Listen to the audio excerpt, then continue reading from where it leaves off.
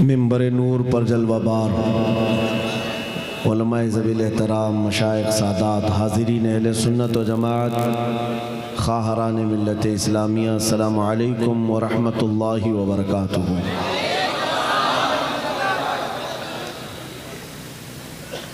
الحمد للہ الحنان المنان الذي خلق الإنسان وعلمه البيان، والصلاة والسلام على رسوله سيد الإنس والجان وعلى آله وأصحابه ذوي الخير والإحسان، أما بعد فأعوذ بالله من الشيطان الرجيم، بسم الله الرحمن الرحيم۔ هو الذي أرسل رسوله بالهدى ودين الحق ليظهره على الدين كله، صدق الله مولانا العظيم۔ بارگاہ رسالت معاب صلی اللہ تعالیٰ علیہ وسلم میں ایک بار درود پاک کا ہدیہ پیش کریں۔ اللہم صلی علی سیدنا و مولانا محمد معدن الجود والکرم وآلہ واصحابہ الکرام وابنہ الکریم وبارک وسلم صلاة دائمتا سرمدا ابدا۔ عزیزان گرامی وقار، مجھے اس بات کا علم نہیں تھا کہ آپ کا یہ امرودھا ایسی جگہ پر واقع ہے جہاں پر ہمارے سلسلے کے عظیم بزرگ جن کے دربار سے ہوتے ہوئے ہم غوث پاک تک پہنچتے ہیں، کالپی شریف کا آستانہ قادریہ آپ کے بالکل قریب میں ہے، وہاں کے فیوز و برکات ماررہ بریلی سے پوری دنیا میں پھیلے ہوئے ہیں۔ کالپی کے سادات، ان مشائخ کا سایہ آپ سب کے ساتھ ہے، جس کی وجہ سے سنیت قائم ہے۔ اللہ تبارک و تعالیٰ یہ نسبتیں، یہ فیوز و برکات ہمیشہ قائم و دائم رکھے۔ میرے عزیزوں، رات کا اتنا وقت گزرتا چلا گیا، لیکن ہمارے جلسوں کا یہ شباب جوں کا توں برقرار ہے۔ یہ صرف اور صرف سنیوں کی ہی قسمت میں ہے، بلکہ میں یہ کہتا ہوں کہ اس طرح رات جاگ کر اس شباب کو زندہ رکھ کر جلسوں کو قائم رکھنا، یہ صرف اور صرف عاشقان مصطفیٰ کی ہی قسمت ہے۔ ورنہ کسی نیتا کے جلسے میں جا کر کے دیکھ لو، دن کے 12 بجے وہ 100-200 روپے نوٹ دے کر تو جمع کر سکتا ہے، رات کے 12 کے بعد صرف دیوانوں کا ہجوم ہی آ سکتا ہے، اور نوٹوں کے لیے نہیں بلکہ اپنی گردنوں کا نذرانہ مصطفیٰ کے دربار میں پیش کرنے کے لیے آتا ہے۔ نوجوانوں، میرے خطاب کا عنوان صرف اتنا ہوگا جس سے آپ سمجھ کر کے آگے بڑھیں۔ ہم خطاب کرتے کرتے تھک چکے ہیں، لیکن ایک بات میں بارہا کوشش کرتا ہوں کہ جوانوں کے اندر یہ بات آ جائے، کیونکہ کل کو اللہ تعالیٰ نے آپ کو لمبی عمر دی تو بڑے منصب اور بڑے عہدوں پر آپ فائز ہوں گے، اور قوم کی رہبری کر رہے ہوں گے۔ آج کے جو 20-22 سال کے نوجوان ہیں، آج کے جو 20-25 سال کے نوجوان ہیں، کل یہ امت کی باغ ڈور سنبھالنے والے ہیں۔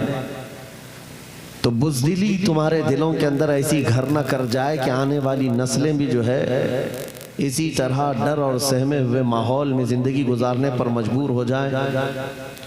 آج اگر تم بیدار ہو گئے تو کل کی نسلوں میں شیر ضرور پیدا ہوں گے، اور آج اگر یہ چین کے اندر خرابی آ گئی، جیسے کچھ لوگوں میں اس سے قبل آئی ہے، ہر علاقے کے آج جو بڑے لوگ بنتے ہیں، بڑے بننے کا مطلب وہ یہ سمجھتے ہیں کہ صرف اور صرف مصلحت کے ساتھ جینا سکھایا جائے، ان کے سامنے صرف حکمت اور مصلحت ہی ہے، وہ یہ سمجھتے ہم بڑے ہونے کا کردار ادا کرتے ہیں۔ میرے عزیزو، کاش ہمارے علاقوں میں ایسے بڑے بھی ہوتے جو خالد بن ولید کا کردار بچوں میں ڈال رہے ہوتے۔ کاش ہمارے علاقوں میں ایسے بڑے بھی ہوتے جو مدینے کی خواتین کا ذکر کر رہے ہوتے، بیٹا جاؤ، اللہ تمہارا محافظ و نگہبان ہے، بچے اللہ نے دیے ہیں اور اللہ کے دین کے لیے اگر تم کھڑے ہو تو میں سب قربان کرنے کے لیے تیار ہوں۔ کوئی باپ تو ایسا کہنے والا ہوتا تو آج بزدلوں کی جماعت نہیں پیدا ہوتی۔ آج حالات یہ ہیں، حقیقت تو یہ ہے کہ جب شیر اپنی شیری چھوڑ دیتا ہے تو کتے بھونکنے لگ جاتے ہیں، کتوں میں کھجلی زیادہ ہوتی ہے اور وہ بھونکنے پر میدان میں اتر آتے ہیں۔ آج جگہ جگہ آپ دیکھ رہے ہوں گے، اس کی وجہ یہ ہے کہ محمد عربی کے شیروں کو وہ سوتا ہوا دیکھ رہے ہیں۔ جس دن یہ بیدار ہوئے ہیں، جس دن یہ اٹھ گئے، پوری دنیا کو یہ اچھی طرح سے معلوم ہے کہ ہمارا چین اور ہمارا سونا یہ حرام کر کے رکھے۔ میں ایک بات بتاتا ہوں، کربلا کی داستانیں بہت سنی آپ نے، بدر، احد، خندق، خیبر سب سنا ہے تاریخ میں اور ہم نے پڑھا ہے، لیکن آج ریئل لائف میں آپ کی اسی موجودہ زندگی میں آنکھیں اٹھا کر کے دیکھ لو، ایک چھوٹا سا علاقہ ہے غزہ فلسطین کا، جہاں کی آبادی بہت چھوٹی سی ہے اور ایسے نہتے ہیں کہ چاروں طرف سے ان کے لیے نہ مدد ہے نہ حمایت ہے، بلکہ پابندیاں، ایسی کڑی پابندیاں کہ آپ جی نہیں سکیں گے، جی نہیں سکیں گے۔ ان کڑی پابندیوں کے ساتھ پچھلے 70 سال سے وہ ان مشقتوں کو جھیل رہے ہیں۔ مقابل میں کون کھڑا ہے جانتے ہیں؟ وقت کا سپر پاور، جس کے پاس پیٹروٹ میزائل کی کوئی کمی نہیں، جو پوری دنیا میں دادا گیری کرنے میں مشہور ہیں۔ امریکہ سے لے کر یورپ اور نہ جانے کتنے ممالک ایک ساتھ کھڑے ہیں۔ کیا کبھی آپ یہ نہیں سوچتے ہیں؟ ہماری آنکھیں تو بہتی ہیں، درد تو ہوتا ہے، تکلیف تو ہوتی ہے، لیکن پراؤڈ فیل بھی ہوتا ہے کہ اتنے سارے کتے اگر بھونک رہے ہیں تو ایک چھوٹے سے علاقے کے لیے مہینے بھر 40 دن سے جنگ کر کے تباہ کر ڈالا، بم بارود سے پورے شہر کو راکھ کر ڈالا۔ لیکن میرے عزیزوں، میری اس گفتگو کو یاد رکھنا، چند دن آئیں گے پھر دیکھنا آپ انہی غزہ کے بچوں کے ہاتھوں میں پرچم اسلام لہراتا ہوا دیکھیں گا، اور ان ظالموں کے آنکھوں سے آنکھیں ملا کر بات کرنے والے جوانوں کو پوری دنیا آلوچنا کر رہی ہے، تنقید کر رہی ہے، یہ بچوں کے قاتل ہیں۔ ایک نکتے کی بات عرض کر رہا ہوں، ہاسپٹل پر بم گرا دیتے ہیں۔ آپ کو پتا ہے فلسطین میں ابھی تقریباً 8000 بچے مارے گئے، جن کی عمر 6 مہینے، سال بھر، 2 سال، 4 سال، 5 سال۔ بچوں کو کوئی بھی نظام سے تعلق رکھنے والا ہو رحم کی نظر سے دیکھتا، کسی بھی دھرم والا ہو، لیکن یہ ظالم کیوں بچوں کو مار رہے ہیں پتا ہے؟ وجہ صرف یہ ہے، وہ خوف ستا رہا ہے جو اقبال نے 100 سال پہلے کہا تھا، سنا ہے قدسیوں سے میں نے کہ وہ شیر پھر ہوشیار ہوگا۔ اقبال نے کہا تھا، سنا ہے قدسیوں سے میں نے کہ وہ شیر پھر ہوشیار ہوگا۔ کون سا شیر؟ نکل کر کے صحرا سے جس نے الٹ دیا تھا تخت روما، کیا بات ہے، واہ واہ واہ، وہ شیر پھر ہوشیار ہوگا۔ یہ اسرائیلی وہی کام کر رہے ہیں جو ان کے باپ دادا فرعونی طاقت کیا کرتے تھے۔ فرعون کو نجومیوں نے بتایا تھا کہ ایک بچہ پیدا ہوگا جو تیری سلطنت کو ہلاک کر دے گا، اور اس خوف سے اس نے 1 سال کے اندر 12,000 بچوں کو قتل کر ڈالا تھا۔ نجومیوں نے بتایا تھا فرعون کے خواب کی تعبیر میں 12,000 بچوں کو قتل کر ڈالا، لیکن جو بچہ اس کی سلطنت کو ہلاک کرنے والا تھا وہ موسیٰ علیہ السلام تھے، پیدا بھی ہوئے اور فرعون کے گھر میں ہی اللہ نے ان کو پالا۔ آپ کو پتا ہے، تفسیر اٹھا کر کے دیکھ لیں، جب حضرت موسیٰ علیہ السلام کی ماں ان کی ولادت کا وقت قریب آیا تو تہخانے میں گئیں، بیٹا پیدا ہوا۔ حالات ایسے تھے کہ فرعون جو بھی بچہ پیدا ہوتا ذبح کر دیتا تھا۔ قرآن میں آیا یذبحون ابناءہم ویستحیون نساءہم، لڑکی پیدا ہوتی تو زندہ چھوڑ دیتے تھے، بیٹا پیدا ہوتا تو ذبح کر دیتے تھے۔ اب موسیٰ علیہ السلام جب پیدا ہوئے تو کیا کیا؟ خدا کی تقدیر اور اس کی حکمت کے فیصلے آپ کو میں بتا رہا ہوں، تفسیر سے تعلق رکھنے والی بات۔ اللہ تعالیٰ نے موسیٰ علیہ السلام کی ماں کے دل میں یہ بات ڈالا کہ ایک لکڑی کے صندوق میں ان کو رکھ کر کے دریا میں بہا دو۔ وَرَبَطْنَا عَلَىٰ قُلُوبِهِمْ، اللہ تعالیٰ فرماتا ہے کہ ہم نے ان کے دل کو باندھ دیا، مضبوط کیا۔ کس کو؟ حضرت موسیٰ کی ماں کو۔ انہوں نے ایک صندوق میں موسیٰ علیہ السلام کو رکھا اور دریا میں بہا دیا۔ موسیٰ علیہ السلام کی بڑی بہن بہتے ہوئے صندوق کا پیچھا کرتے ہوئے جا رہی تھی، دیکھ رہی تھی کہاں گیا ہے صندوق؟ سیدھے فرعون کے باغیچے کے کنارے جا کر لگ گئے۔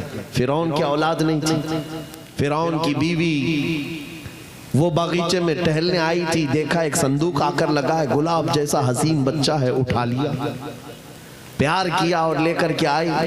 فرعون سے کہنے لگی کہ ہم اس کو اپنا بیٹا کیوں نہ بنا لیں۔ پہلے فرعون تو ڈرا کہ کہیں وہ میری سلطنت کو ہلاک کرنے والا بچہ یہ تو نہیں ہے۔ بیوی نے کہا کیسی بات کرتے ہو، یہ تو دریا سے بہہ کر کے آیا ہے، تمہیں پتہ نہیں مولا کہاں سے بہا کر تمہاری ہلاکت کو لائے گا۔ کیا بات ہے حضرت، اللہ اللہ اللہ اللہ اللہ، تمہاری ہلاکت کہاں سے آئے گی تمہیں اندازہ بھی نہیں ہے۔ سنو میری بات کو۔ فرعون نے بیوی کی بات مان لی۔ موسیٰ علیہ السلام کی پرورش فرعون کے گھر میں ہو رہی ہے، فرعون کے گھر میں، اور وہ بھی کس شان سے؟ موسیٰ علیہ السلام پیدائشی بچے ہیں، دودھ پلانے کی بات آئی تو کسی دایا کا دودھ آپ پکڑتے نہیں۔ موسیٰ علیہ السلام کی بہن بھی وہاں کھڑی سب دیکھ رہی تھی۔ فرعون کی بیوی سے کہا میں ایک دایا کو جانتی ہوں جس کا دودھ ہر بچہ پکڑ لیتا ہے، کہا بلا لاؤ، ہم شاہی خزانے سے اسے انعام بھی دیں گے۔ وہ گئی اور اپنی ماں کو لے آئی، اپنی ماں کو لے آئی۔ موسیٰ علیہ السلام اپنی ماں کے گود میں گئے، جیسے ہی سینے سے لگایا دودھ پینے لگ گئے۔ بادشاہت میں خوشی، اور موسیٰ علیہ السلام کی ماں کو انعام و اکرام بھی دیا گیا۔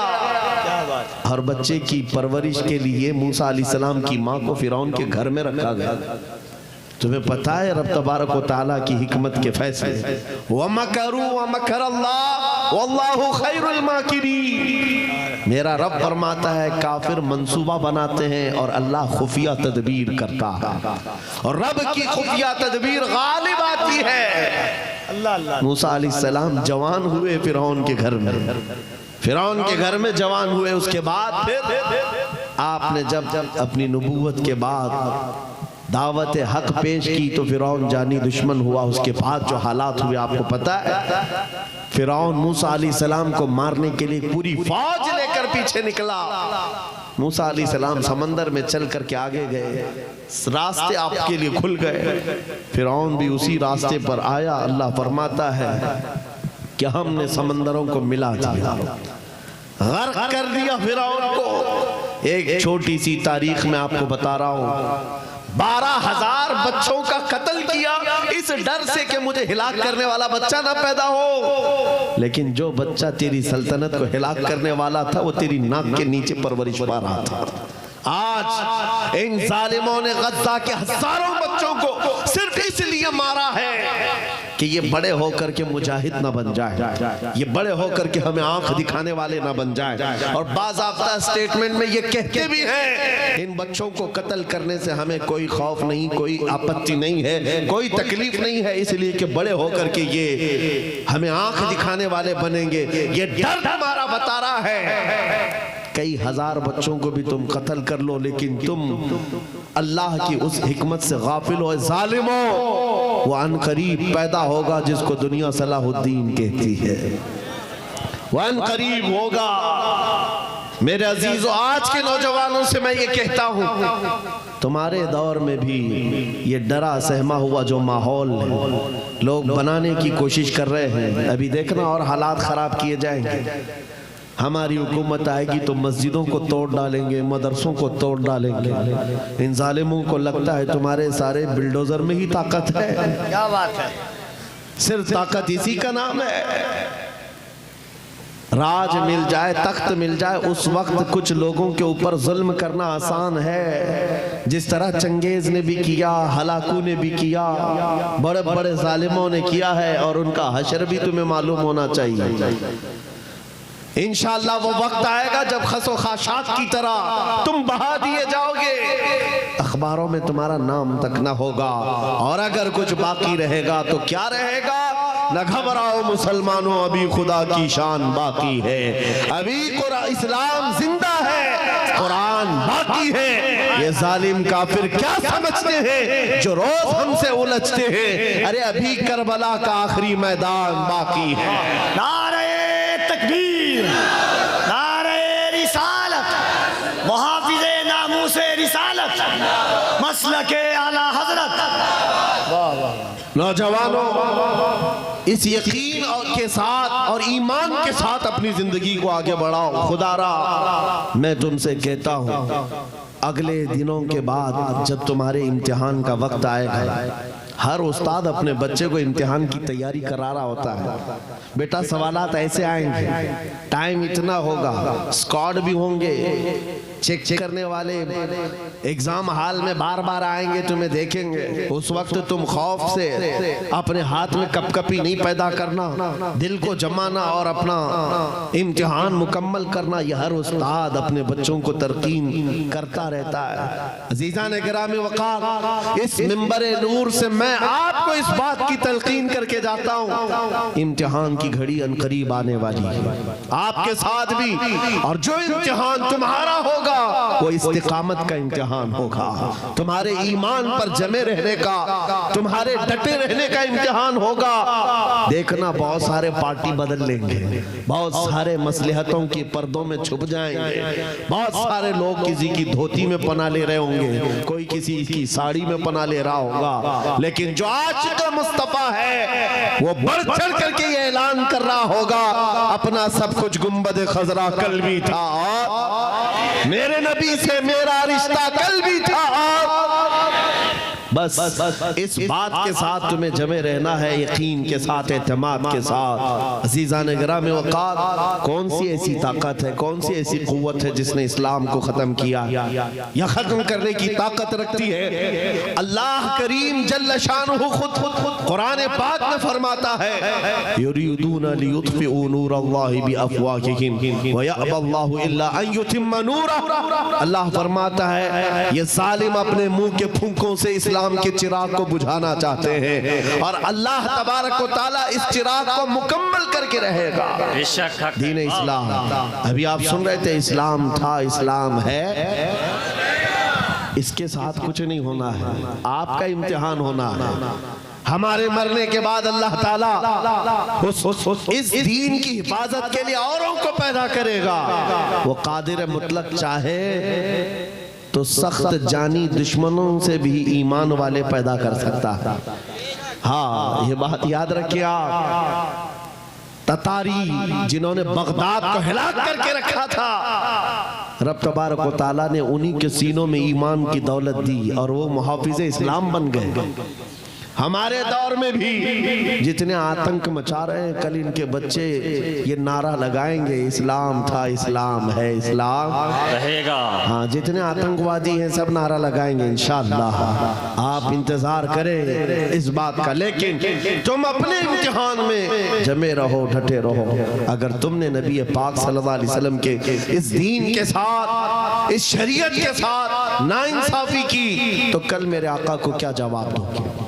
کل میدان قیامت میں تمہیں کھڑے ہونا ہے، حضور پاک صلی اللہ تعالیٰ علیہ وسلم کی بارگاہ میں جواب دینا ہے۔ اگر میرے آقا نے پوچھ لیا کہ جس وقت میری شریعت پر حملے ہو رہے تھے، جس وقت میرے دین کو کتے نوچنے کی کوشش کر رہے تھے، اے نوجوان بتا تو میری سنتوں کے ساتھ کتنا عمل کر رہا تھا، تم کیا جواب دو گے؟ آقا میں آپ کی داڑیاں نکال کر کے گٹر نالیوں میں پھینکتا تھا، میں یہودیوں اور عیسائیوں کے طریقوں پر چلتا تھا، کیا تم نبی پاک کو یہ جواب دو گے؟ آقا رات بھر میں گانے سن کر کے سوتا تھا، صبح فجر کی نماز قضا کرتا تھا، یہ جواب دو گے؟ کیا جواب دو گے؟ آپ کے پاس اگر جواب نہیں دینے کی طاقت ہے تو آج ہی بدل ڈالو، زندگی بدل ڈالو، آج انقلاب لے آؤ، دیکھنا میں اکثر یہ باتیں کہتا ہوں، نہ میں چاقو چھری کی بات کرتا ہوں، یہ تو شاعر لوگ تلوار اٹھانے کی بھی بات کرتے ہیں، ہاں یہ کہتے بھی ہیں سمجھوتا نہیں ہوگا تلوار اٹھ جائے گی، میں تو تلوار کی بھی بات نہیں کرتا۔ ارے پلاسٹک کا بلیڈ بھی رکھ لو تو کل کو ہم کوئی آتنکوادی گھوشت کر دیں، بم بارود بندوق کسی چیز کی بات نہیں کرتا، صرف اتنی بات کرتا ہوں نبی پاک کے عشق میں ملبوس ہو کر تم صرف راستوں میں چلتے پھرتے رہو گے، تمہاری چلت پھرت سے کئی کیڑے یوں ہی مر جائیں گے۔ اے ہے حق ہے، واہ واہ بہت خوب۔ حضور پاک کی سنتوں میں وہ دم ہے، بے شک وہ اثر ہے، تمہاری چلت پھرت سے کئی کیڑے فنا ہو جائیں گے۔ بات صرف اتنی ہے، دیوار کیا گری میرے خستہ مکان کی، لوگوں نے آنے جانے کا راستہ بنا لیا۔ اے ہے بے شک ہوتا یہی ہے، کوئی پرانا گھر گر جائے نا، لوگ ادھر سے ادھر آنے کا راستہ بنا لیتے ہیں۔ آج ہماری جماعت کے اندر انتشار ہوا، نوجوانوں میں آوارگی آ گئی تو ہر کتا ہم کو ہی ٹارگٹ کرنے لگ گیا، ہر کتا ہمیں ہی بھونکنے لگ گیا۔ میرے عزیزو، شدت سے آج اس صلاح الدین ایوبی کی بات یاد آتی ہے۔ کیا آپ کو پتا ہے ان کا دور ایسا ہے کہ یہودی مائیں عیسائی مائیں اپنے بچوں کو تھپکیاں دے کر سلاتی تھی، کہتی بیٹا سو جا نہیں تو صلاح الدین آ جائے گا۔ بے شک حالانکہ ظلم سے کوئی تخت نہیں بچھایا تھا، سنت مصطفیٰ کا رعب ایسا قائم تھا، حضور کے عشق کا رعب قائم تھا، جس کی وجہ سے پوری دنیا میں ان کی توتی بولتی تھی۔ آج کروڑوں کی تعداد میں ہے، کروڑوں کی تعداد میں ظالم ہمیں آنکھ دکھا رہے ہیں، ہمارے بچوں کا قتل عام، ہماری عورتوں کی عزت نیلام، ہماری گردنوں پر راج، اور بغیر کسی خوف کے شاعر اسلام پر بھونکنا آج کی عادت سی بن گئی۔ نوجوانوں، تمہارے اندر اگر ضمیر بیدار ہے، غیرت موجود ہے تو اپنے آپ کو بدل ڈالو، جواب دینے کا ایک وقت آئے گا انشاءاللہ، وقت آئے گا جواب دینے کا، لیکن پہلے میں آپ سے صرف اتنی التماس کرتا ہوں کہ اپنے آپ کو بدل لو۔ کل کو ہمارے پاس فخر ہوگا، فخر کے ساتھ کسی میدان میں اتریں گے، وہ تمہارے ہولیوں کو اوپر سے نیچے دیکھتے رہیں اور پوچھتے رہیں یہ کون سی مخلوق ہے، یہ کہاں سے آئی ہوئی جماعت ہے، تو ہم سینہ تان کر کے کہیں گے یہ محمد عربی کے شعروں کی جماعت ہے۔ اے ہے وقت ہے۔ آج کیا ہم دکھائیں لوگوں کو؟ گٹکا کھانے والے لوگ دکھائیں گے؟ اللہ اکبر اللہ اکبر۔ ہم نوجوانوں کو بالیاں پہنے ہوئے، ہاتھوں میں چوڑیاں پہنے ہوئے، چوٹیاں ڈالے ہوئے، جینز پھٹی ہوئی، اللہ اللہ، اور بالوں میں داڑھیوں میں ڈیزائن کیے ہوئے، یہ نوجوان لا کر کے ہم کھڑا کریں گے۔ میرے عزیزو، دنیا کے اوپر اگر ہیبت طاری ہوتی ہے تو صرف عاشقان مصطفیٰ سے ہوتی ہے، حضور کے غلاموں سے ہوتی ہے۔ آج سے 3 سال پہلے پیروں سے معذور ایک خادم حسین للکارتا تھا، اے ہے حق ہے، واہ ویل واہ۔ چیئر پر بیٹھ کر کے للکارتا تھا، ارے سفید داڑھی ہو چکی، عمر کافی ہے، اللہ اکبر، سفید داڑھی، پیروں میں معذوری، لیکن پوری دنیا میں ایسی ہیبت طاری کہ یورپ کی زمین بھی ہلتی نظر آئے، ہالینڈ کی پارلیمنٹ میں باضابطہ ان کو لے کر کہا جائے یہ آدمی موسٹ ڈینجرس ہے، بہت زیادہ ڈینجر ہے۔ ہم سوچتے ہیں یہ تو پیروں سے معذور سفید داڑھی والا ویل چیئر پر بیٹھا ہوا تمہارے لیے کیسے ڈینجر ہو گیا؟ تمہارے پاس تو بہت بڑے بڑے میزائل، ایٹم بم ہے، سب کچھ ہے۔ پتہ یہ چلا کہ رب تبارک و تعالیٰ جو ہیبت ڈالتا ہے وہ عاشق مصطفیٰ کی ہیبت ڈالتا ہے، حق ہے، بے شک۔ نبی پاک کی سنتوں پر عامل۔ یا رسول اللہ، یا رسول اللہ،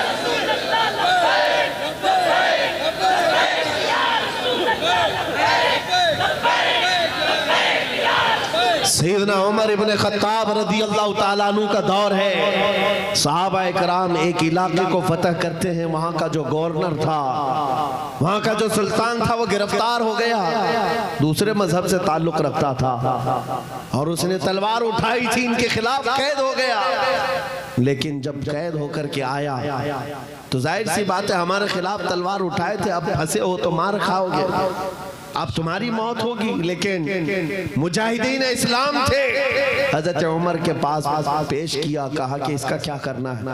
کہا اگر وہ اسلام میں آتا ہے تو اس کی جان بخش دی جائے۔ اس بادشاہ سے کہا گیا کہ تو اگر ایمان لے آتا ہے تو تجھے تیری جان بھی واپس اور تیرا ملک اور تیری سلطنت بھی تجھے لوٹا دی جائے، تو ہی بادشاہ، تو ہی گورنر ہے۔ اس نے کہا میرا دین اتنا آسان نہیں ہے کہ میں بادشاہت لینے کے لیے اپنا ایمان چھوڑ دوں، نہیں ہو سکتا، نہیں ہو سکتا۔ جان سے مارنے کی بات تھی، اس نے کہا میں اپنا دھرم نہیں بدل سکتا۔ پھر اس کے بعد صحابہ نے کہا حضرت امیر المومنین سے اس کا کیا کیا جائے؟ حضرت عمر فاروق نے کیا کیا؟ سنو، کہا اس کو کہو کہ ہم تمہیں جیل میں ڈال دیں گے۔ اس بادشاہ سے کہا گیا تو اس نے کہا منظور ہے مجھے جیل، لیکن میں اپنا دھرم نہیں بدل سکتا، دین نہیں بدلوں گا۔ حضرت عمر نے کہا جیل میں ڈال دو، اور 10 صحابہ کو بھی اس کے ساتھ جیل میں ڈال دیا، ان کا کوئی قصور نہیں تھا۔ 10 صحابہ جوان تھے، نوجوانوں توجہ سے سنو، اس کٹر دل بادشاہ کے ساتھ جیل میں ڈال دیا۔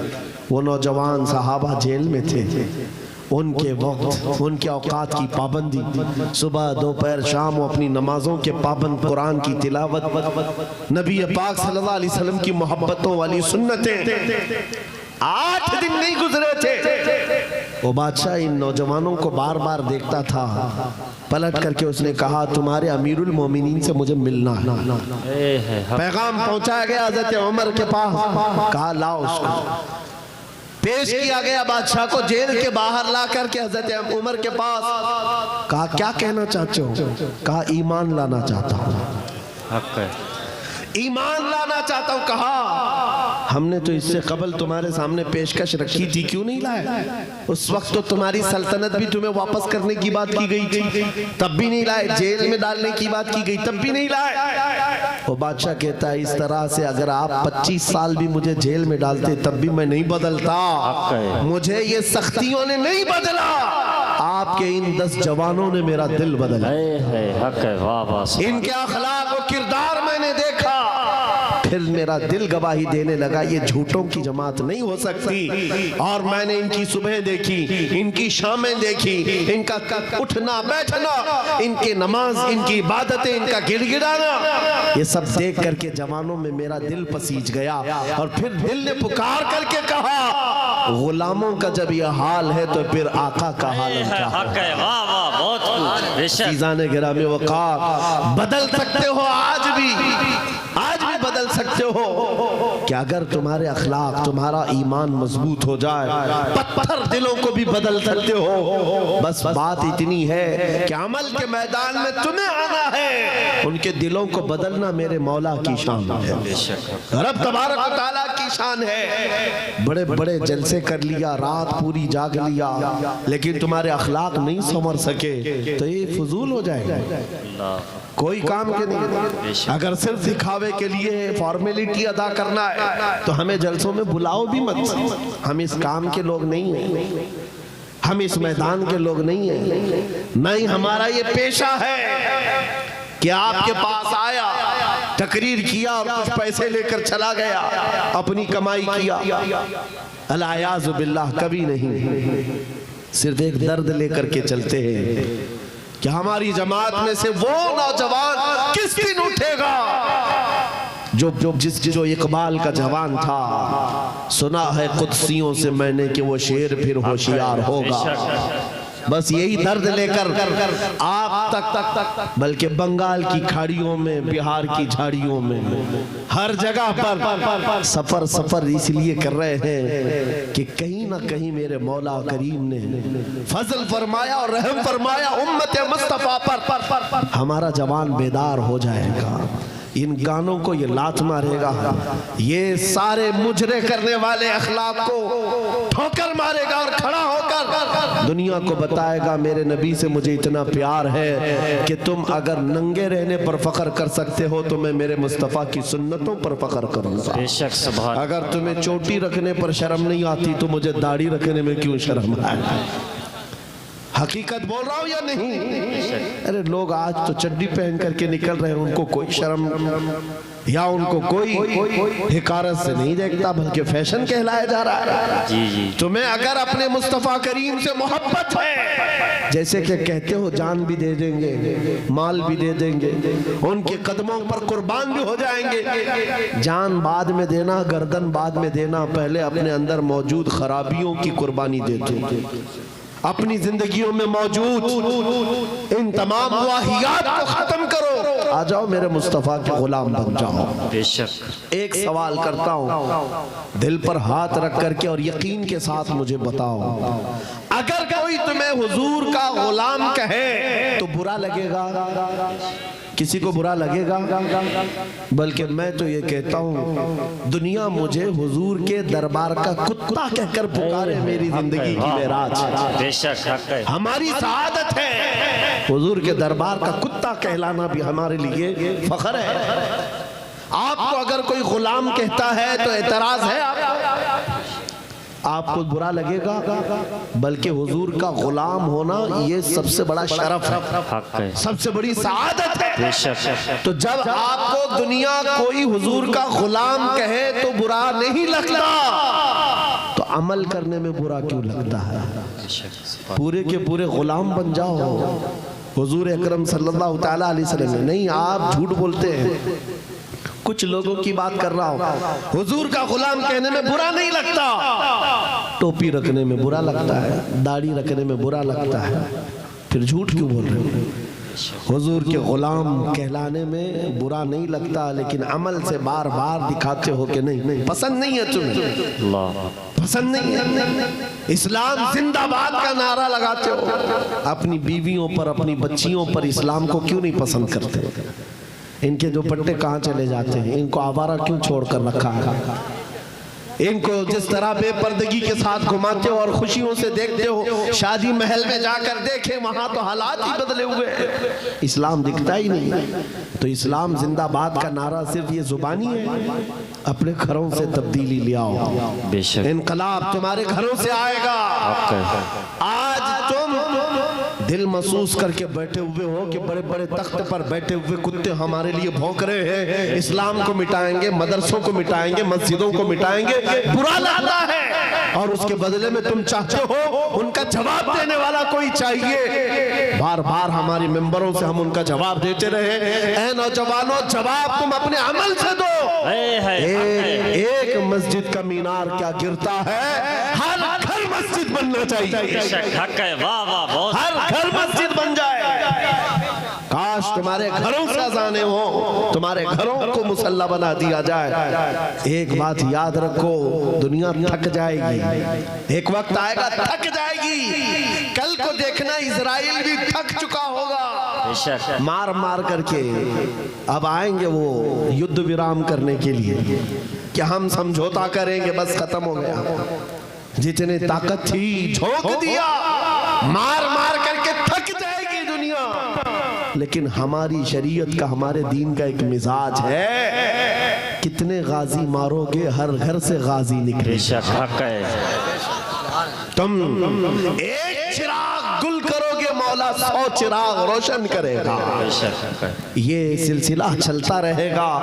یہاں پر بھی تم خوف زدہ نہ رہو، ڈر کے ماحول میں نہ جیو۔ بس میں تمہیں یہ بات کہنے کے لیے آیا ہوں، اگر نبی کے غلام ہو تو پوری غلامی کرو، پوری غلامی کرو، فخر کے ساتھ کرو، اپنی داڑھیوں کے ساتھ، اپنی شناخت کے ساتھ، اپنی آئیڈنٹیٹی کے ساتھ۔ آپ کو کیا لگتا ہے کہ کوئی ہمیں نوکری سے نکال دے گا، کوئی ہمیں رزق نہیں دے گا؟ معاذ اللہ، رزاق یہ لوگ نہیں، رزاق میرا رب ہے، اللہ میرا رزاق ہے۔ ایک چھوٹی سی کمیونٹی نے اپنی پہچان بنا لی پنجابیوں نے، اور وہ اپنی آئیڈنٹیٹی کو لے کر کے چلنے لگے، اور دنیا پر انہوں نے چھاپ چھوڑا کہ ہم جہاں رہیں گے اپنی شناخت کے ساتھ رہیں، سمجھوتا نہیں کریں گے۔ دنیا ان کو ایکسیپشن دینے لگ گئی کہ ہاں ٹھیک ہے، تم اس کے ساتھ ہی جیو۔ اے مومنوں، تم نے خود چھوڑ دیا اپنی چیزوں کو، کاش اس صحابی رسول کی بات میں تمہیں بتاؤں. حضرت نعمان ایک صحابی، ایک بادشاہ کے پاس ان کو بلایا گیا تھا، حضور کے ترجمان بن کر کے گئے تھے. اور جب اس بادشاہ کے پاس آئے، کافر بادشاہ تھا، ایک صحابی کی بات، اس نے قالین بچھایا. اور کیسا قالین تھا؟ ریشم کا قالین تھا. ریشم کا قالین، بہت مہنگا قالین. اور جو کرسی بچھایا وہ سونے کی کلائی کی ہوئی کرسی تھی. جب صحابی رسول وہاں پہنچے، دیکھا ریشم کا قالین ہے، اپنی تلوار سے پھاڑ دیا، کہا اٹھاؤ اس کو، زمین پر چلوں گا. زمین پر چل کر آئے، کرسی دیکھا سونے کی رکھی، ٹھوکر مار کر گرا دیا، کہا شادی کرتے رکھے. بادشاہ نے دیکھا اتنا ایٹیٹیوڈ ہے تمہارے اندر، اتنا غرور کس بات کا؟ تمہاری عزت کے لیے یہ ریشم کا قالین بچھایا، سونے کی کلائی کی ہوئی کرسی رکھا. اس صحابی نے کہا بادشاہ یہ غرور نہیں، یہ تکبر نہیں ہے.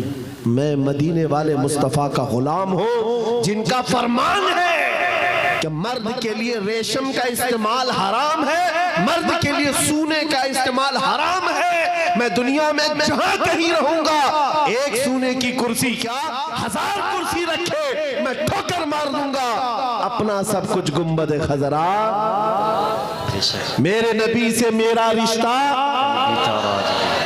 ان صحابہ کا یہ اعلان تھا، ان کا یہ اعلان تھا، جہاں رہیں گے ہم اپنی آئیڈینٹیٹی کے ساتھ رہیں. یہ نہیں کہ تم ظالموں کے بیچ میں بیٹھ گئے، شراب کا دور چل رہا ہے، تم بھی اٹھائے پی لیے، دوستی میں تم بھٹک گئے، اوباش عیاش نوجوانوں کی دوستی میں تم نے وہاں پر چرس گانجے بھی لے لیے. تمہیں اس وقت نبی پاک کا خیال نہیں آیا، حضور پاک صلی اللہ علیہ وسلم کی نسبت کا خیال نہیں آیا.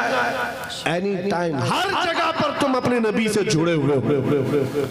آج یہ عہد کر کے اٹھو، زندگی کے جس شعبے میں بھی جاؤں گا میں مدینے والے آقا کا غلام بن کر کے جیوں گا. یہ عہد کریں گے انشاءاللہ. بازار میں بھی حضور کے غلام، مسجد میں بھی حضور کے غلام ہو.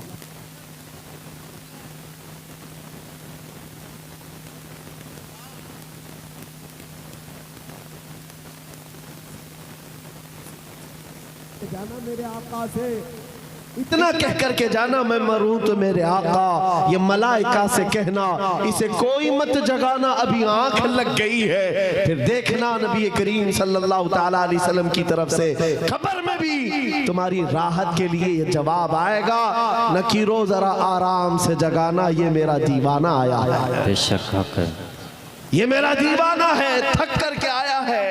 اگر وہ عزت چاہتے ہو تو آج دنیا کے عیش کو ٹھوکر مارو، آج دنیا کی ان تمام واہیات اور خرافات کو چھوڑو، آؤ میرے نبی پاک کے دربار میں. ایک چیز میں نے مثال کے طور پر بتائی، ہمارا فخر، ہمارا غرور حضور کی نسبت ہے. بے شک ہمارا فخر حضور کی نسبت ہے، اس کو بولنے میں شرمانا نہیں ہے. میں ابھی آپ کے سامنے آتا ہوں، یہ مثالیں سن لو، یہ مثالیں سن لو، اور پھر جن کو مجھے میسج دینا میں دیتا ہوں. حضرت عمر فاروق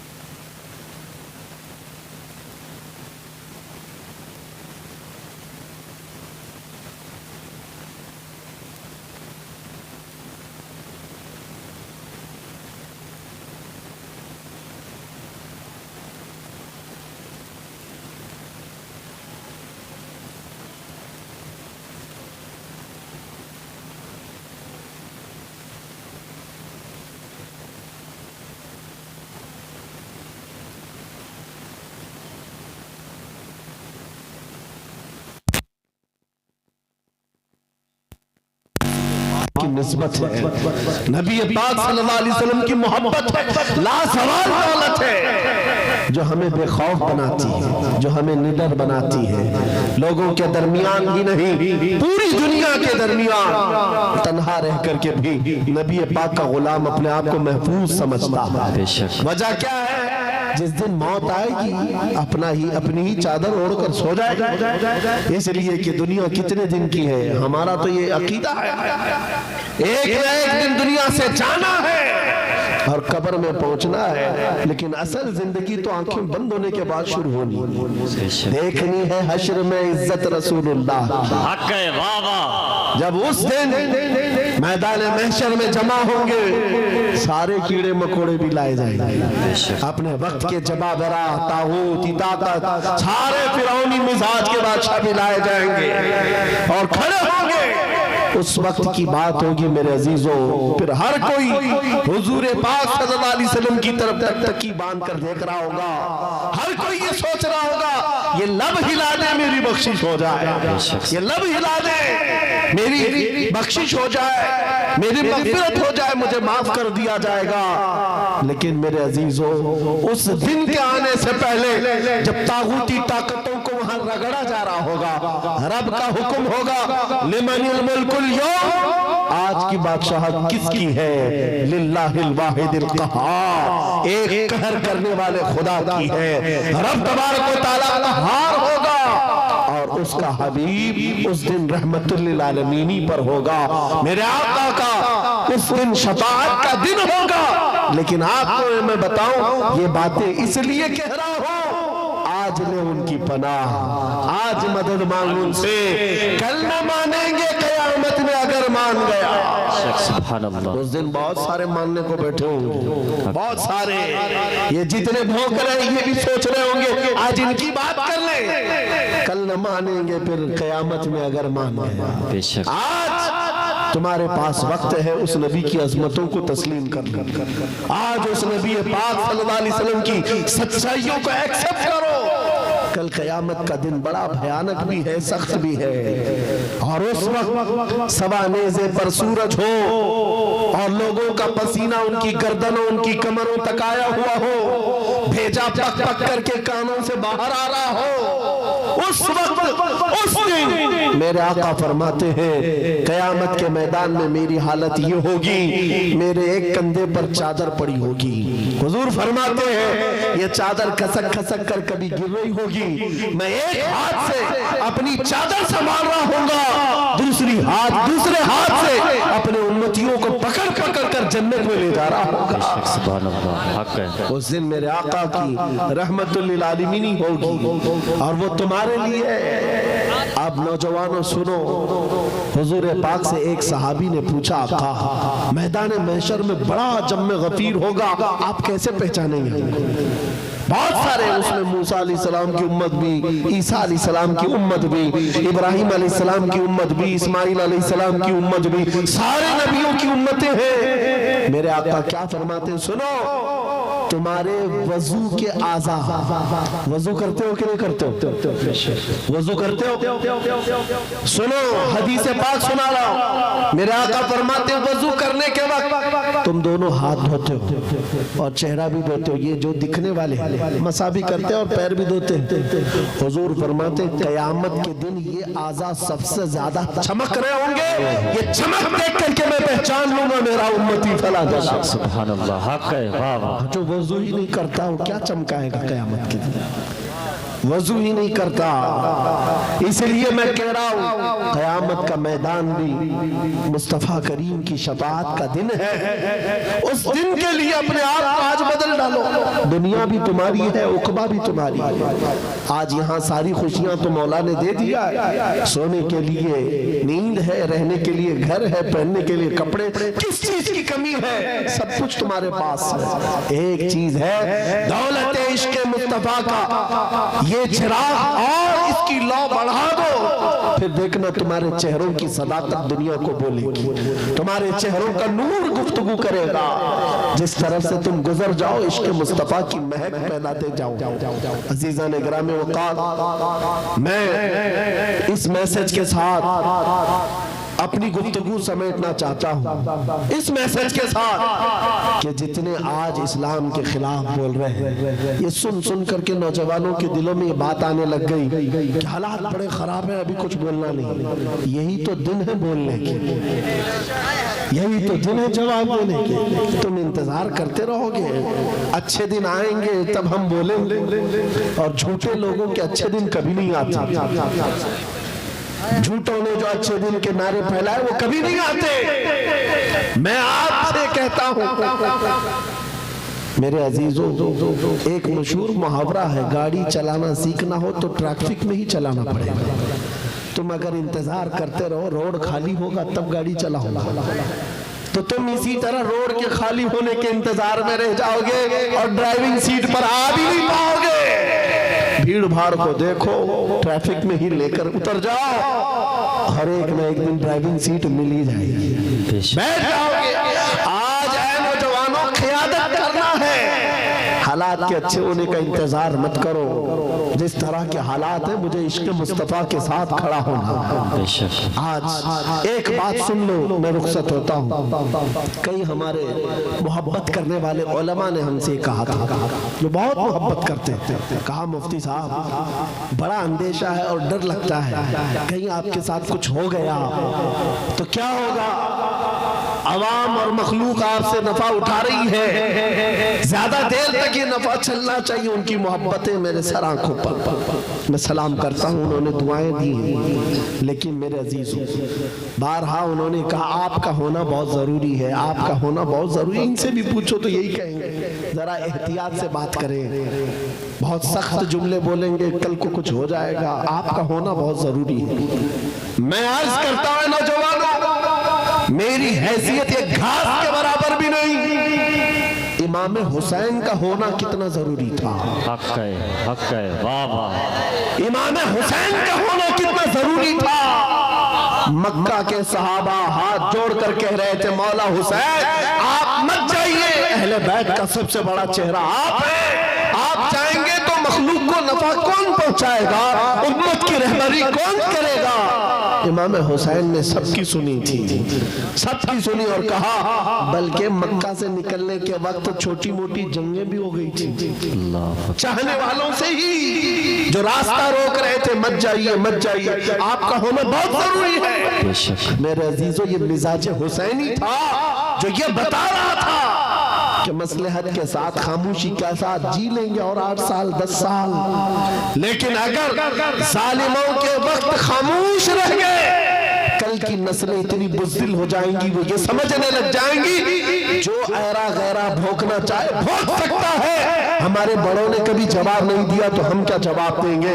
عزیزان گرامی وقار، آپ کا یہ غلام اور یہ فقیر صرف اتنا جذبہ لے کر چلتا ہے، کل کو مجھ سے اگر کوئی الجھتا ہے میری پھانسی ہو جائے، میری جیل ہو جائے، ممکنات میں سے ہے، مگر اس بات کا میں خوف نہیں رکھتا، کل کے بعد ہماری نسلیں آئیں گی وہ اتنی بات تو ضرور کہیں گی کہ جب نبی پاک کی شان میں کوئی کتا بھونک رہا تھا تو ہمارے باپ داداؤں میں سے کوئی عالم کھڑا ہو کر جواب تو دے رہا تھا، نعرہ تکبیر، نعرہ رسالت، مسلک اعلیٰ حضرت واحد ناموس رسالت، شیخ اہل سنت، مشائخ کالپی شریف، آنے والی نسلوں کا ایمان مضبوط ہوگا۔ نوجوان بچے کل کو یہ تذکرہ کریں گے، ایک وقت تھا جب ہر جگہ پر حضور کی شان میں، قرآن کی شان میں، رب کی شان میں، اسلام کی شان میں ایرا غیرہ نتو کھیرا بولنے لگ جائے۔ میرے عزیزوں اگر خاموش مزاجی اسی طرح کی بنائی گئی تو آنے والے لوگوں کے دلوں میں ایسی بزدلی آ جائے گی کہ کل کو یہ حضور کا نام لینے سے بھی ڈرنے لگ جائیں، قرآن کی بات کرنے میں خوف کھانے لگ جائیں۔ نہیں میرے عزیزوں، اے نوجوانوں، میں اس لیے چیخ چیخ کر کے جا رہا ہوں، اس لیے کھلے عام ڈنکے کی چوٹ پر بول بول کر کے جا رہا ہوں، کٹنا ہے تو ایک سر کٹے گا، لیکن عقیدہ یہ بولتا ہے اسلام زندہ ہوتا ہے ہر کربلا سے۔ حق ہے، واہ واہ، نعرہ تکبیر، نعرہ رسالت، لبیک لبیک لبیک یا رسول اللہ، لبیک لبیک لبیک یا رسول اللہ۔ بس بات اتنی ہے، اس بات کا خوف نہیں، ڈر نہیں ہے، انشاءاللہ العزیز اس دین کا محافظ اللہ کریم کسی نہ کسی کو پیدا کرے گا اور یہ دین چلتا رہے گا، لیکن یہ حالات رقم کر دیے جائیں گے، یہ تاریخ لکھی جائے گی۔ حضور پاک صلی اللہ علیہ وسلم، آپ کو پتا ہے آج سے تقریباً میرے اندازے کے مطابق 600-700 سال پہلے کی تاریخ لکھی ہوئی ہے، بغداد کے تتاریوں کی تاریخ، جنہوں نے پورے مسلمانوں کو ختم کیا تھا۔ بادشاہ نے کئی علماء کو، مسلمانوں کو بیڑیوں میں قید کر کے لا کر اپنے دربار میں کھڑا کیا تھا، اور ان کے سامنے ایک عیسائی پادری کو لا کر کہا کہ ان کے نبی کی شان میں گالیاں دو، پیسہ دے کر کے گالیاں دلوائی جا رہی تھی، گالیاں دے رہا تھا، لیکن دربار میں بادشاہ کا ایک کتا تھا جو سونے کی زنجیر سے بندھا رہتا تھا، اور جب وہ عیسائی پادری حضور کی شان میں گالیاں دینے لگا، بیان کرنے لگا، کتا بھونکنے لگا، درباری کتا تھا، بادشاہ کا کتا تھا۔ یہ صحیح روایت ہے، علامہ ابن حجر عسقلانی نے لکھا ہے، کہا بہت ہو گیا، تو کتا زنجیر توڑ کر کے نکل آیا اور اس کے سینے پر چڑھ گیا، دم زدن میں پھاڑ کر 2 ٹکڑے کر، اس کی حیبت ایسی تھی اس کتے کی۔ بادشاہ کھڑا ہو گیا، درباری کھڑے ہو گئے، سپاہی کھڑے ہو گئے۔ یہ منظر دیکھ کر کوئی کتے کے قریب آنا نہیں چاہ رہا ہے، کتے نے کسی اور کو نہیں کاٹا، صرف اور صرف اس گستاخ رسول کو جو نبی کی شان میں بھونک رہا تھا۔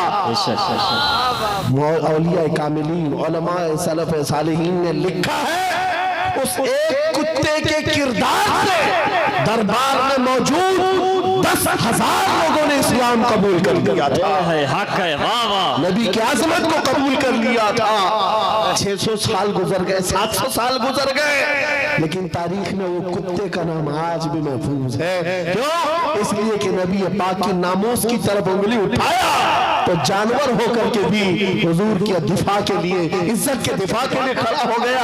آج اے نوجوانوں، تم تو امتی ہو، تم تو رسول پاک کے غلام ہو، تمہارے لیے میرے آقا نے رات رات بھر روئے ہیں، تمہارے لیے بخشش کا سوال کتنی مرتبہ میرے رب سے کیا ہے۔ تمہارے بارے میں میرے آقا فرماتے ہیں، تمہارے طلبوں میں کانٹا بھی چبھ جائے تو درد مجھے بھی ہوتا ہے، تمہارا رشتہ نبی سے بہت گہرا ہے، تم جانور نہیں ہو، تم انسان ہو۔ تمہارے لیے میرے آقا پوری رات روتے تھے، معراج میں رب سے سوال کرتے تھے، امتی امتی کہتے دنیا سے بھی آپ رخصت فرما گئے۔ اے نوجوانوں، اگر حضور کی ان یادوں کا، ان نسبتوں کا کچھ پاس و لحاظ ہے تمہارے پاس تو کھڑے ہو جانا۔ یہ مت دیکھنا میرے مقابل میں کون بول رہا ہے، میرے مقابل میں کتنے بڑے تخت پر بیٹھا ہوا ہے، کون گنڈا راج کر رہا ہے، کون طاغوتی نمرود و فرعون بیٹھا ہے، یہ ہرگز نہیں دیکھنا۔ اپنے ایمان اور اپنے اخلاق کی ذمہ داری یہ ہے، میں نبی کا کتا ہوں، سامنے جو بھی آئے گا اس کی چھاتی پر چڑھ کر کے اس کو پھونکوں گا، بے شک حق ہے، واہ واہ، اس کو جواب دوں گا۔ یا رسول اللہ، یا رسول اللہ، اعلیٰ حضرت، اعلیٰ حضرت۔ ہمارا یہ تیور، ہمارا یہ مزاج صرف اور صرف ان لوگوں کے لیے ہے جن کے اندر کھجلی زیادہ ہے، اور حضور پاک ناموں سے رسالت، اسلام، قرآن اور دین پر انگلیاں اٹھاتے ہیں۔ بہت سارے لوگ ہماری تقریریں سنتے ہیں، غیر مسلم، نان مسلم لوگ، پولیس ڈپارٹمنٹ والے لوگ بھی، ان کو ایسا لگتا ہے بھڑکاؤ باتیں بہت پرووک کرتے ہیں۔ میرے عزیزوں، ہم دیش واسیوں کے لیے نہیں، یہ سخت لہجہ اس لیے ہے، میں نے ایک پولیس ڈپارٹمنٹ کے آفیسر تھے، ان سے کہا تھا اگر آپ کی ماں کو کوئی بدکار کہہ دے تو آپ کو کیسا لگے گا؟ کرسی سے کھڑے ہو گئے، کہا کیا مثال دے رہے مولانا میری ماں پہ؟ کہا آپ کو ابھی میں نے مثال دیا، اچھا نہیں لگا؟ سنیے صاحب، کروڑوں ماں سے زیادہ مسلمان اپنے نبی سے محبت ہے، حق ہے، بے شک حق ہے، واہ واہ، ہمارے لیے اپنے نبی کی محبت جان سے بڑھ کر کے ہے، ایمان کی جان ہے۔ اور ہمارا یہ تیور اور ہمارا یہ مزاج صرف ان لوگوں کے لیے ہے جو حضور کی طرف انگلی اٹھاتے ہیں۔ خیر چاہتے ہو، صلح و عاشقی کے ساتھ رہو، امن و امان کے ساتھ رہو، کیونکہ قرآن نے ہمیں فرمایا ہے وَإِن جَنَحُوا لِلسَّلْمِ فَاجْنَحْ لَهُ، اگر وہ جھکا دیں. سلامتی چاہے تو تم بھی سلامتی کے ساتھ رہو. ہمارا ایمان یہی ہمیں کہتا ہے کہ تم جہاں پر رہو جنگ کی تمنا مت کرو, دشمنوں سے مڑبھیڑ کی تمنا مت رکھو, سلامتی اور امن کے ساتھ ہم بھی جینا چاہتے ہیں اب بھی. لیکن ایک بات یاد رکھنا, ایک پلر ہے ہمارا, ایک ستون ہے ہمارا جو پوری کائنات کا عظیم پلر ہے. اس کو جو بھی چھیڑے گا پھر چھت تمہارے اوپر گرنے کو تیار رہے گی. وہ پلر, وہ ستون محمد الرسول اللہ کی ذات ہے. کیونکہ ہماری تاریخ یہ ہے, گھبرا گئی ہے گردش دورہ کبھی کبھی, دیوان گانے عشق محمد کو دیکھ کر گھبرا گئی ہے گردش دورہ کبھی کبھی. وہ میرے آبا و اجداد تھے, اے سنیو تمہارے آبا و اجداد تھے, تمہارے وہ پرکھوں کی تاریخ تھی جنہوں نے دریا نہیں دیکھے گھوڑے ڈال دیے تھے, جنہوں نے پہاڑ نہیں دیکھے چڑھا دیے تھے, جنہوں نے آندھیاں نہیں دیکھی اپنے نبی کا پرچم لہرا دیا تھا. ٹل نہ سکتے تھے جنگ میں اگر اڑ جاتے تھے, پاؤں شیروں کے بھی میدان سے اکھڑ جاتے تھے, حق سے سرکش ہوا کوئی تو بگڑ جاتے تھے. ارے تیغ کیا چیز ہے, ہم توپ سے بھی لڑ جاتے تھے. بے شک سبحان اللہ حق ہے. یا علی یا علی یا علی. یہ ہماری تاریخ کی سچائیاں ہیں. اور اگر یقین نہیں آتا ان سارے کیڑوں سے میں کہتا ہوں جاؤ فلسطین کے ان ننھے بچوں کو آج دیکھ لو جن کے ہاتھوں میں چھوٹی کنکریاں ہیں اور سامنے بڑے بڑے میزائل کھڑے ہوئے ہیں, لیکن ان بچوں کا ایمان آج بھی ہے. اسلام تھا, اسلام ہے, اسلام رہے گا. یہی یقین تمہارے دلوں کے اندر پیدا ہو جائے. عزیزان گرامی وقار, بس میرا میسج جوانوں کے سینوں میں اگر محفوظ ہو گیا, کل کو اگر وہ کھڑے ہو کر یہ عہد کر کے اٹھے میں سو جاؤں یا مصطفیٰ کہتے کہتے, کھلے آنکھ صلی اللہ کہتے کہتے, انہیں جانا انہیں مانا نہ رکھا غیر سے کا, للہ الحمد میں دنیا سے مسلمان گیا. زندگی یہ نہیں کسی کی کسی کے لیے, زندگی ہے